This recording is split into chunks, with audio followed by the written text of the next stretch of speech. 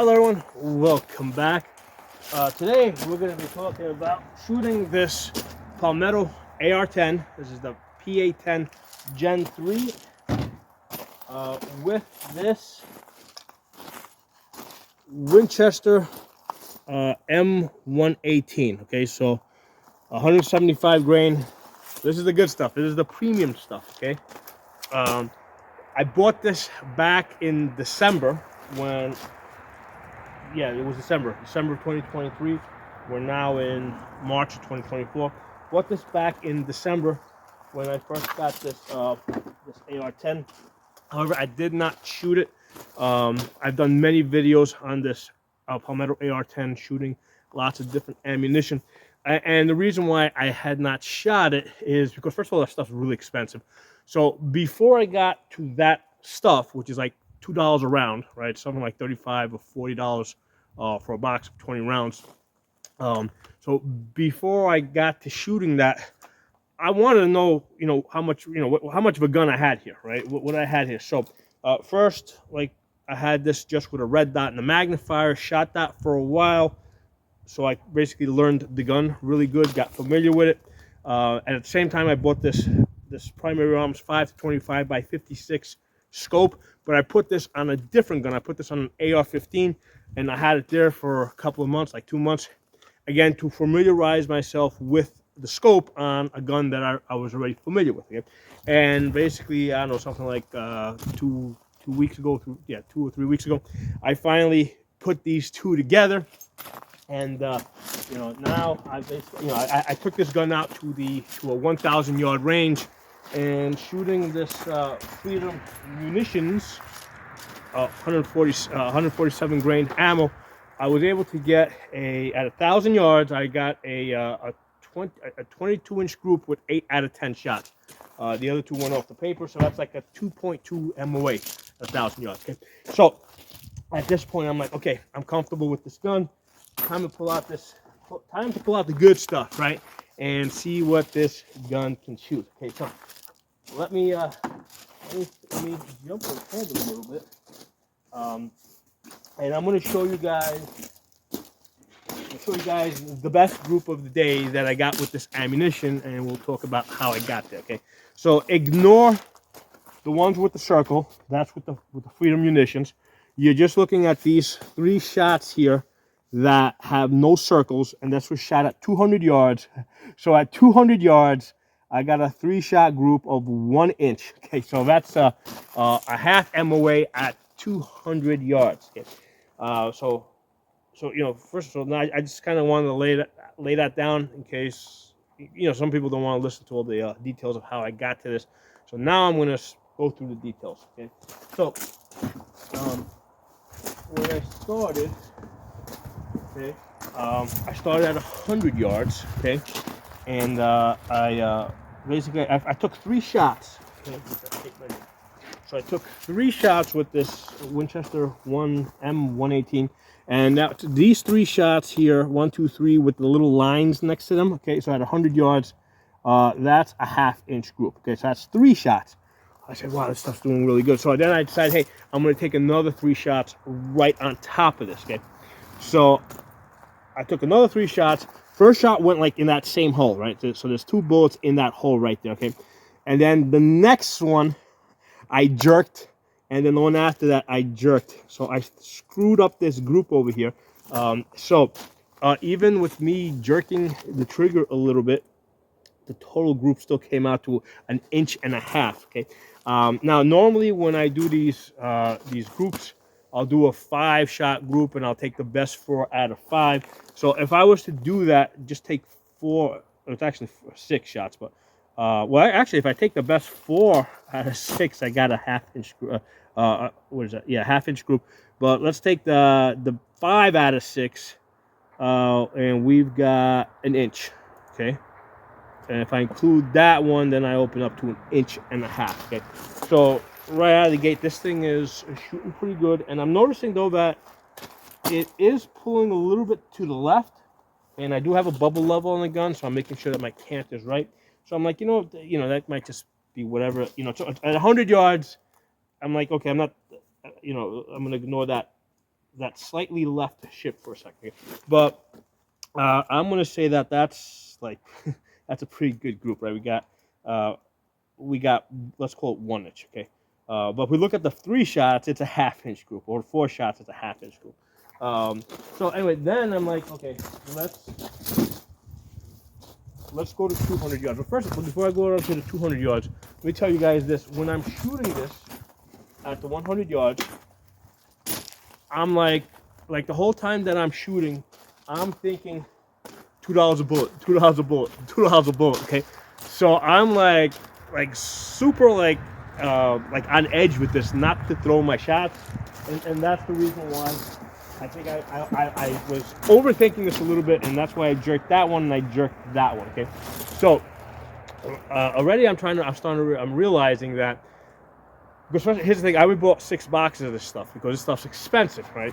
So normally when I buy ammunition, I'm buying like 1,000 rounds at a time. So it's like I'll go through it and like I'm not even thinking about the cost of the ammunition. I'm not thinking that, hey, I only have so much of this stuff. With this, I'm actually thinking about like, hey, this stuff's expensive and I don't have too much of it. And I think that it's affecting me. Okay, so that's worth mentioning. Okay, and noting. Okay? So I go to 200 yards. Okay, with this same ammunition, this Winchester M118, and I got like the same thing in my mind. Okay, now this time I took a total of 6 shots. Now this is at 200 yards, and I've got like 4 on the paper, 4 here, and then 2 landed right there.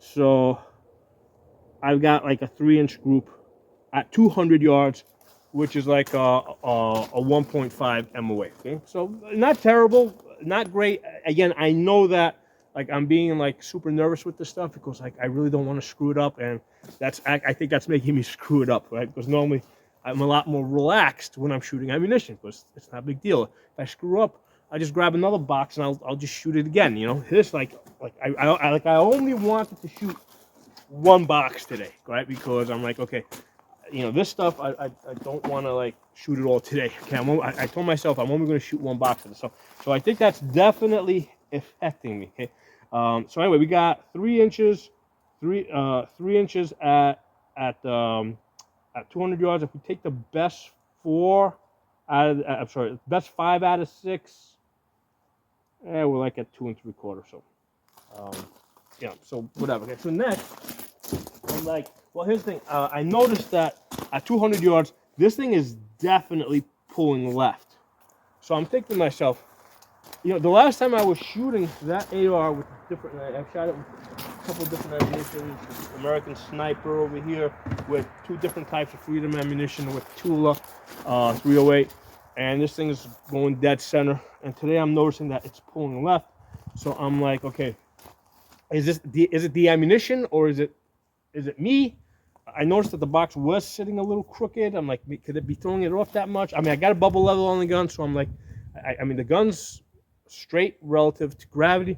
So I said, you know what? Let me pull out this Freedom ammunition, and I'm gonna go at 200 yards. I'm gonna take how many shots I take? 1, 2, 3, 4, 5 shots. Okay, so I'm gonna take 200 yards. I'm gonna take 5 shots, and now of course I'm more relaxed. Throw 5 shots out there.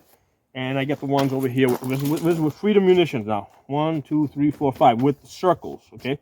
Now, I know I did pull this one down. So again, this is like the type of inconsistency that you will see when you're shooting less than premium ammunition. They probably had one of the rounds probably was underloaded. Okay, and that's why this bullet dropped. But still, at 200 yards, even with one of those rounds being a little underloaded, I've got a 5-inch group, which is like 2.5 MOA. All right, and then if we look at the 4 out of 5, I've got a 3-inch group, which is like 1.5 inches. Okay, great. So I'm like, all right, you know, that's not bad. I can live with it. I can kind of live with having 1 flyer out of every 5 rounds. But then I'm like, you know what? This is center, right? This is right down the line, more or less. This is center. You know, just 1 shot a little bit to the left over there, but this is relatively center. I'm like, okay, you know what? Maybe the first time I shot this Winchester M118, I don't know, maybe, who knows? Let's just shoot it again. and let's see if it pulls left again. And I shoot it again, and yeah, these 3 shots left. Okay, it's pulling left. So, and actually, the great thing about that scope, it's got a mil scope, so I'm able to measure the distance between here and here. So that's it's like 4 mils, okay, or 4 or 5 mils. So then if I'm shooting this ammunition, the next time I'm shooting it, I'm gonna adjust it right 5 mils. Okay, I'll adjust it right, and I know with that ammunition, with that Winchester M118, 175 grain, I gotta adjust 5 mils to the right. That I can just dial, you know, with the windage turret. And that's how I can shoot that. And then as soon as I'm done shooting that, I go back to where I was. And with this scope, I have the. Let me take this off. So with this scope over here, so the turret is removable, so I have it zeroed. So if I'm shooting that ammunition there, right, where I know that it pulls left, I'm just going to go right, which is this way, 5, right, and shoot it. And then when I'm done, I just go back to 0. Okay, so that's the nice thing about this. Now I keep this capped because normally I don't do this. And you know, now with the top turret, I'm constantly dialing. So that one I have an exposed turret over here with a 0 stop. With this I can dial up and dial down, and it comes back to the 0 that I've set. So this is a great scope for shooting this AR-10. So it's like it took me like 3 months to get around to shooting this ammunition, yeah, I can say that this Palmetto AR-10, it's a half MOA gun. Okay, it's the great thing about it. It's got the stainless steel barrel. Because here's the thing, if you compare this to like 6.5 Creedmoor, people tell me that 6.5 Creedmoor, it's like a 2,500 round, 3,000 round barrel, and then it starts opening up. Now, these are competition shooters talking. So when they say like after 3,000 rounds, it's probably going to open up by maybe a half MOA. You know, not that big of a deal. But the 308, because it's not as fast, right? It doesn't burn through the barrels as fast. So the 308 is, you know, I mean, the competition shooters will say that the 308 is like a 10,000 round barrel. And this one's stainless steel. I'm going to say that's a 20,000 round barrel, you know, because it's stainless steel. You know, it's not something that you typically you normally don't do mag dumps with 308. Okay, so what that means is the barrel doesn't heat up that much, and that's one of the things that eats away at the barrel. So that's one of the reasons why, you know, for most people, I would recommend sticking with the 308 versus a 6.5 Creedmoor. It does have, you know, more recoil. Now, the great thing about this is that it has this Palmetto AR-10 has the adjustable gas system here. All right? And now this is one of the things interesting. This is very interesting. With the 150 grain Freedom munitions, I usually go all the way down, close off. You know, you go clockwise. I close off the gas valve completely, and I come back to the number 1 position. Okay. With the 147 grain, I come back to the 2 position. Okay. If I'm shooting American Sniper, I will usually shoot that in the 2 or dial back to the 3 position, so I get locked back. Okay. With Tula, I have to open it up to the 5th position. There's a total of 17 positions. Okay, so this Palmetto AR-10 is a very flexible. It's a very flexible gas system like that. So you can. So the reason why, because here's the thing. I mean, this thing comes set to like the 12th position, right? 12 out of 17, and the reason they do that is so that it'll just run almost anything. But if you tune it down, you can really soften up the recoil without having to put a muzzle brake on it. So I didn't want to put a muzzle brake on this and make this gun any louder than it is. So that's why I'm constantly like, I have the where is it? Somewhere over here on this table. Where are you? All right, whatever. Oh, here it is. Okay, I have this Allen key, this long Allen key that they give you, and I'm constantly tuning it, and I keep notes of where I need to tune it for the different types of ammunition. So with Tula 308, I opened it up to the 5th position, right? Position 5 out of 17. So with this stuff here today, I'm like, you know what? This is 175 grains. This stuff is kind of probably, you know, this is like going to probably kick a lot. So I went down to the number 1 position where I have the 150 grain Freedom munitions, and the gun wasn't cycling. So I ended up going all the way up to the number 4 position in order for this to cycle and lock back consistently. So that's very interesting. I'm surprised that with this heavier 175 grain bullet, that, you know, compared to like the 150 grain free munitions, which, you know, that's a pretty hot, you know, the 150 grain is pretty hot. I'm surprised that with this stuff, I had to go to the number 4 position, whereas with free munitions, I'm either in position number 1 with 150 grains or position number 2 with 147 grains. And then with the American Sniper, I'm in position number 3. So I'm surprised that it was underpowered like that, right? Or felt, you know, it was this stuff is under gas. For whatever reason, that's just how it works. So at that point, I'm like, that's very interesting. I'm curious now at what speed, you know, what the muzzle energy, what the velocity is on this, and what type of energy we're getting at this. So I pulled out the chronograph today, and today was a hard day because you gotta have a strong sun in order for this thing to get a good reading, and I wasn't getting good. So I took like 8 shots. I only got 1 reading, okay, out of 8 shots. But that's fine because, like, normally I want to do like at least a 5-shot group so I can see the variances. You know, with this thing hitting half MOA groups, I'm satisfied that the groups, that the velocities are going to be very close to each other, right? So I just wanted to get a velocity so I know what this thing is doing. So I'm actually get one reading out of 8 shots I took. So the velocity out of my 20-inch AR-10 from Palmetto, the PA-10 Gen 3, was 2533, okay, 2,533 feet per second on the 175 grain boat tail hollow point. Okay, so that yields an energy of 2495, roughly 2,500 foot-pounds of energy. All right, and a momentum of 63.33. So some interesting things here. As far as energy, if you're looking at the energy number, right, this thing kind of, let's compare it to the, like the Freedom Munitions 150 grain, that energy comes in at like 2671. All right, so it's almost 100. Let's say, you know what, that was the highest number. Let's say the energy of the Freedom Munitions is about 150 foot-pounds more, okay, of the Freedom Munition. So I'm surprised that the heavier 175 grain bullet had an energy that was lower. However, when you look at the momentum number, right? Because when you look at energy, you're squaring the velocity, right? But when you look at the momentum number, and the way I describe energy versus momentum, energy is like the whipping action. Like if you take a light whip and you smack it really hard, and it strikes the surface, it hits it, it hits the surface really good.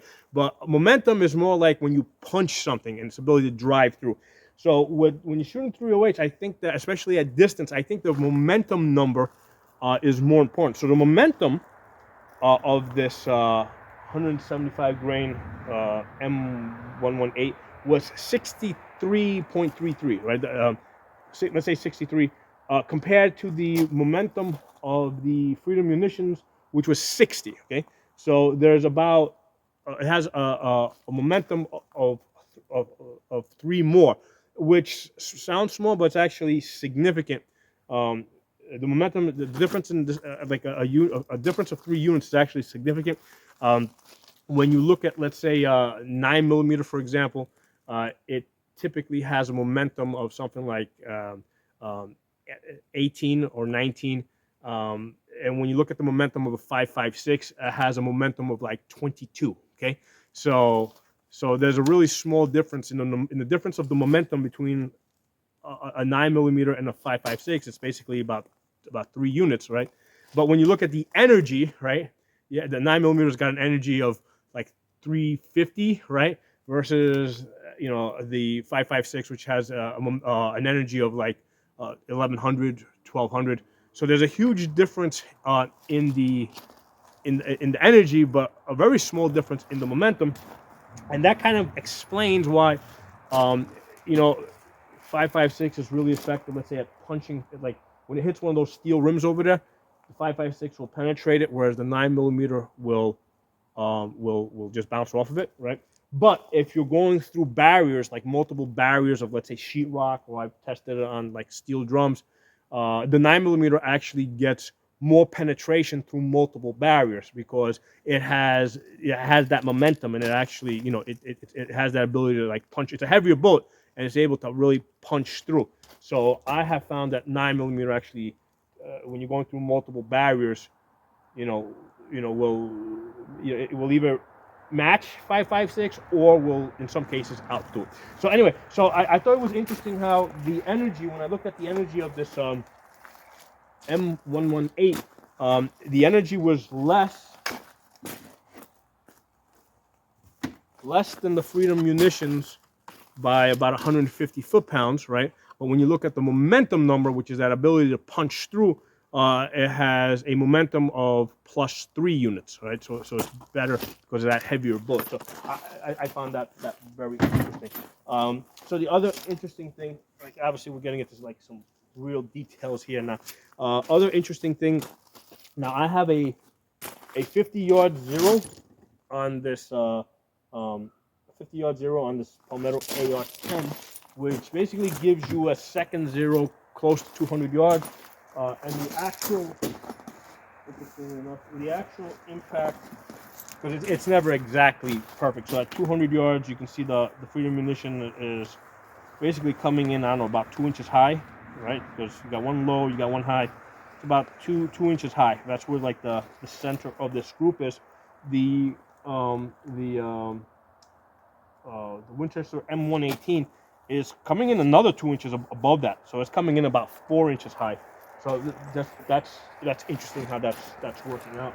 And at the 100 yards with M118,